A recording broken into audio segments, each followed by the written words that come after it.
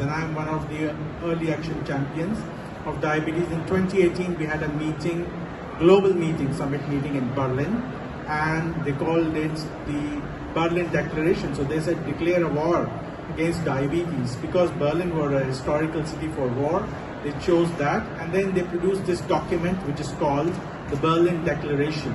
And they said that there are only 4 things that we need to do to get the handle on diabetes. Is firstly, prevent it, all those pre-diabetics, stop them becoming diabetic. And the next most important thing is detect early detection. And then once you detect it, get the control very early on, not in a few years' time.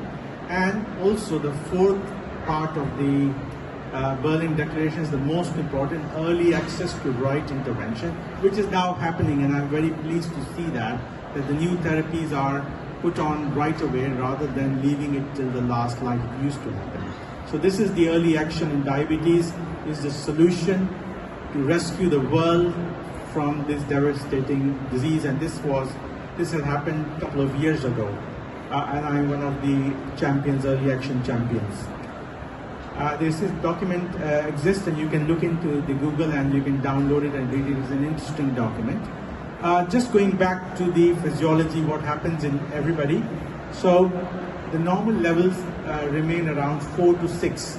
So when the blood glucose level goes up, say when you go and have a snack or you have lunch, the body responds by releasing insulin.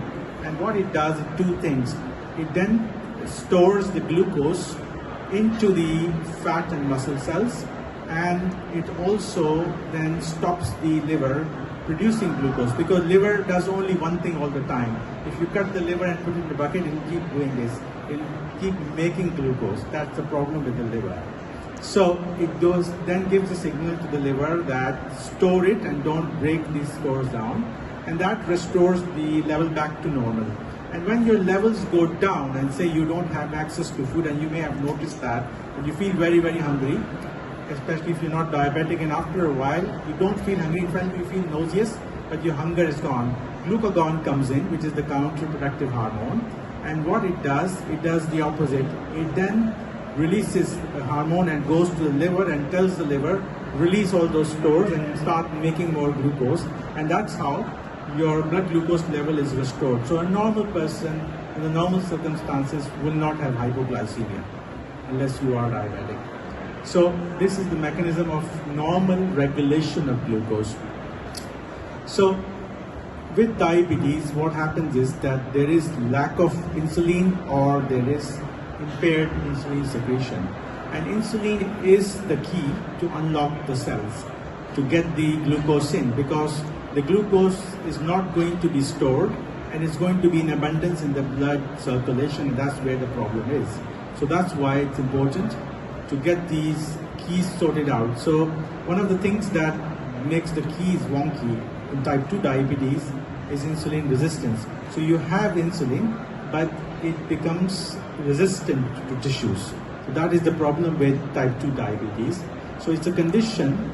Firstly, the tissues stop responding to your insulin. You have enough insulin, but they don't really respond. And after that, the body keeps making insulin, thinking there is lack of insulin, and then the factory of insulin beta cells burn down. And then the second phase is when your insulin levels also drop in type 2 diabetes. So if you tackle the first phase, which is the resistance phase, your beta cells are not going to die, and which is what happens if it's a very well managed patient in type 2 diabetes. They don't really end up on insulin.